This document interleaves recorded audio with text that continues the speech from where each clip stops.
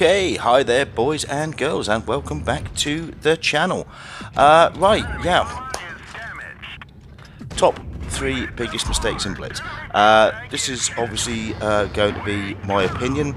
You don't necessarily have to agree. I'm sure many of you who are used to watching Blitz videos will have heard these before, but sometimes it does help to reinforce that a little bit. But I mean, first and foremost, boys and girls, don't want this to be a negative video. If you're guilty of doing these things, if you have been guilty of these things, welcome to the club. I've done them thousands of times, I can assure you. We all do them, we all make these mistakes. The difference between I would say more successful players and less successful players are simply that the people who are more successful make these mistakes less frequently. It's that simple. Yeah, Blitz is an interesting game. It's got lots of mechanics. We can all rail about various different mechanics in the game and the meta changes over the years. But if you enjoy playing the game, you have to deal with the mechanics of the game. But some things, even though the meta and the mechanics and the tanks change, really don't change. And some things really do remain, you know, good advice at all times. Yeah, who am I, right? I mean, you know, who the hell am I? I'm tell you all this stuff. So I thought I actually would talk for a few minutes about, yeah, how did I get here? No, who's Vimes? Right, Vimes is a 50-year-old guy. So, you know, that's instantly everybody below the age of 45 turning off this video. Thank you for watching so far. I'm a 50-year-old guy, okay? I've been gaming since the late 1970s, before I was 10 years old. Started with Pong, and then I think my first computer was a VIC-20, then a Commodore 64. Used to play Space Invaders down the arcade, loved that. Defender was a good game, then Elite on the BBC Micro. I've been gaming for over 40 years, and if it's not gaming, it's puzzles. You know, Rubik's Cubes came out when I was a kid. I could do the Rubik's Cube in less than 30 seconds. I still can do the Rubik's Cube in less than 30 seconds. I think my fastest is about 9.8 seconds. I like puzzles, I like games, I like gaming. One of the biggest changes over the last decade has certainly been its PvP gaming. Before, you bought a disc, or you bought a program, or you had a cassette back in the old days. It took 10 minutes to load, and you played against a code. You played against a program. And at times it was good, times it was frustrating, but you could buy PC Monthly or something like that, and it would give you a walkthrough guide, and if you wanted to beat the game and you had the patience, you could. PvP gaming opened a whole new genre of gaming, and that means that sometimes it can get a lot more negative, a lot more intense, but ultimately the most important thing to remember is it is still a game. I still take that even 40 years later, I really do. But there are a couple of things that in this particular game that I think people still do get wrong, so let's kick it off, shall we? Right, number one, don't play stock tanks.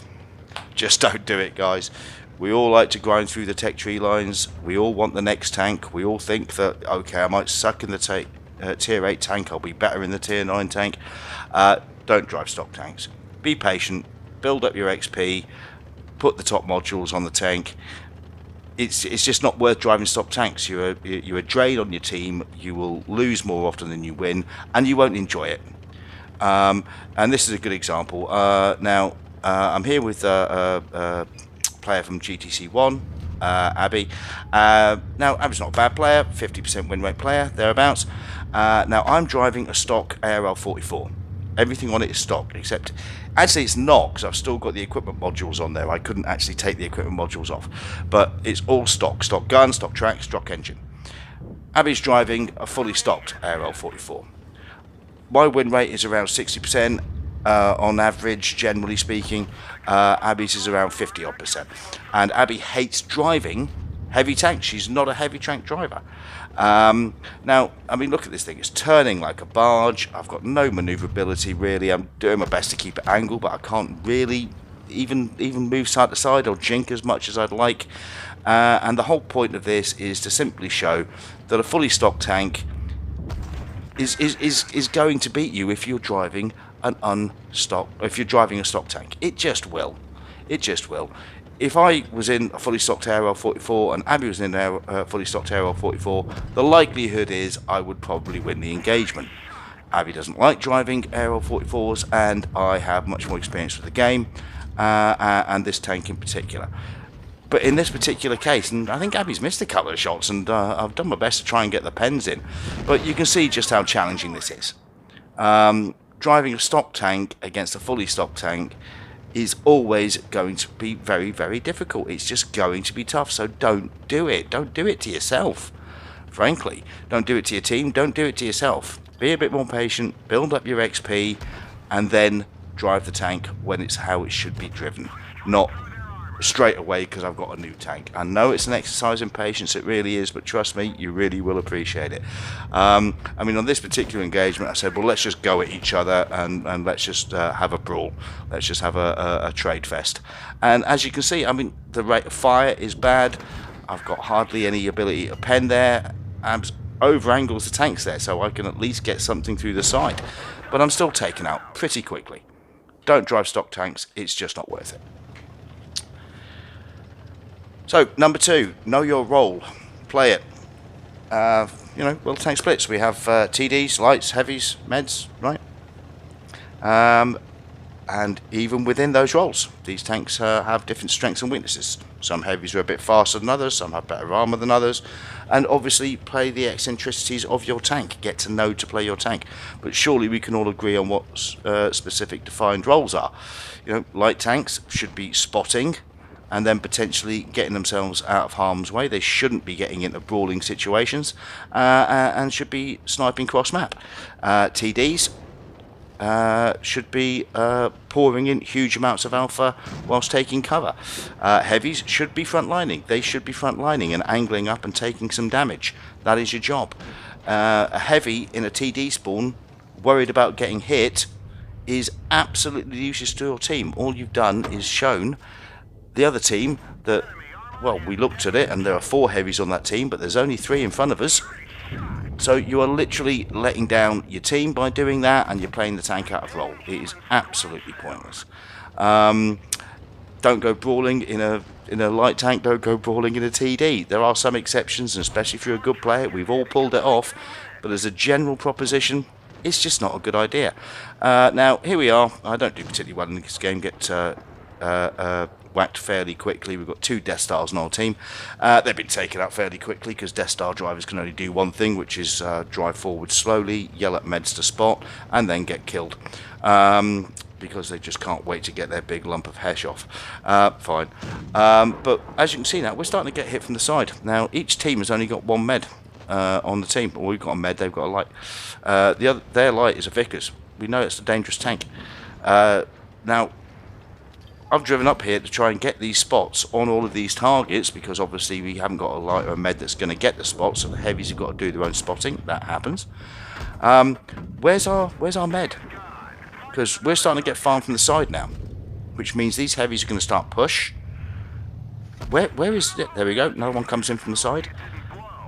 This is basically now, I mean, the game's going to be pretty much over. This is trying to do as much damage as you can before you get farmed. Because there's somebody up there with free reign, under no pressure whatsoever, farming shells across the battlefield. Well done him. Where's our T-54? Oh, there it is. There it is. Yeah. Hasn't lost a single hit point, didn't push the flank, hasn't gone anywhere near the Vickers that's farming us, and is actually 200 yards behind the heavy tanks in the front line with no options to fire on anything. A T-54, probably one of the best mediums in the game, especially at tier 9. And yeah, know your role, guys. If you don't know what you should be doing with that tank, don't drive it. And then don't do what this fella does, which is even more hilarious, which is, yeah, I think I might have messed up here, so I'm just going to drive headlong at a Death Star. Yeah, that's really contributing towards the team, mate. Thank you so much for playing. Guys, the tanks have got roles. Yes, they have nuances. Yes, different tanks have different characteristics within those roles. But we can all agree that knowing your role, especially in the upper tiers, is an incredibly important part of the game. And yeah, so number 3, and this one is one I notice all the time: situational awareness. The minimap is your ally. It just is. The amount of times that you see people driving blind when they haven't got enemies spotted, they're not checking their minimap, they're not looking at their situational awareness. they're literally coming round a corner hoping they don't get farmed. We've all done it. I've done it. But especially in the upper tiers of the game, especially if you want to be competitive, I mean, this is just something that effectively we all need to do potentially a little bit more. In this particular game, the heavies just didn't know what the hell they were doing. I'm coming into this knowing that my heavies have gone. I'm outnumbered, so the best I can do here is get a spot on the rest of the enemy heavies and fight a holding action, hoping that the rest of my team will come round and flank. So I want to be cautious here. I want to let them know I'm here. I want to do a little bit of damage, but I want to be careful. That's fine. You will find yourself in that role. The point is, accept that. Don't go YOLOing forward. I know I've got 4 tanks up there, so I'm not going to go YOLOing forward. I'm going to make them point their guns at me and hope the rest of my team come in. That's decent situational awareness. The idea that you just sort of rush forward without checking your map, knowing what your team are doing, knowing the composition of your team, whether you're outnumbered on one particular flank or the other, knowing the disposition of the tanks and what the characteristics are. These things all come with experience and time, of course. But this is, I mean, it's something that I've seen even experienced players not really know the characteristics of their own tanks and enemy tanks. And Blitz, I've noticed. I mean, I've been with Blitz for 3-4 years now. I've had a couple of breaks from the game, and every time I come back to the game, it's different. Yeah, there are a lot of new players. Every single time you come back in, there are always a lot more new players. So there are always a lot of white win rates out there. There are more now at the moment, I think, than at any time I've ever played the game. But that doesn't mean that these white win rate players are bad players. It means they might be a little bit impatient. It means they might actually just be making the mistakes that we're talking about. It doesn't mean you just write them off as bad players. They're people who maybe haven't engaged, maybe haven't watched any vids, maybe just hit start as much as possible and hope they get to the next tank. We've all been guilty of that at some point.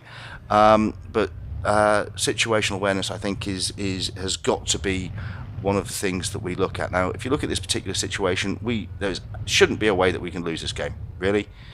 It's a 6-on-3. I can see that we've got the STI up there. He's fully hit pointed up.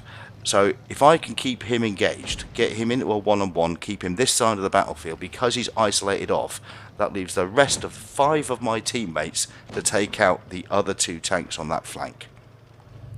So I'm thinking this has got to be a good move. I can keep this guy bottlenecked up here, keep that big gun away from the rest of my team, and the rest of my team, surely 5 of them, should be able to take out the other couple of guys.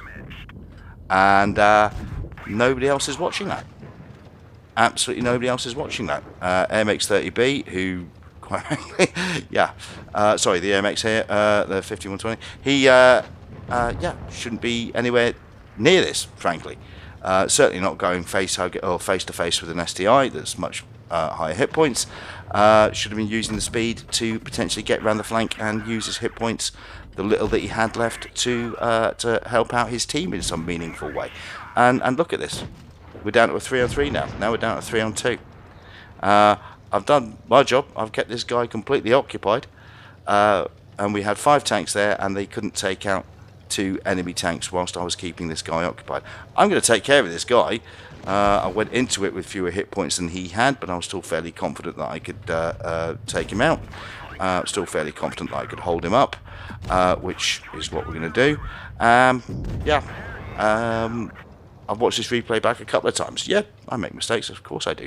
Now I'm waiting for the long reload, and I'm just never going to get that reload on time.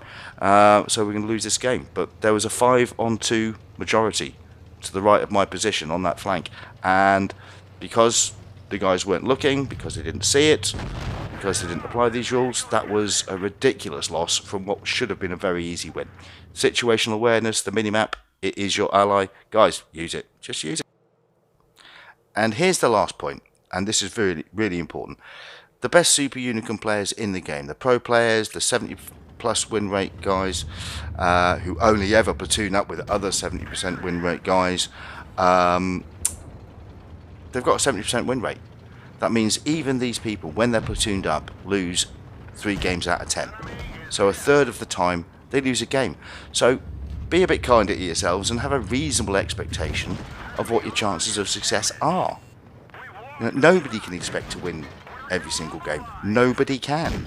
Even the best players can't do it. So be a bit kinder to yourself and your teammates, even when they make mistakes.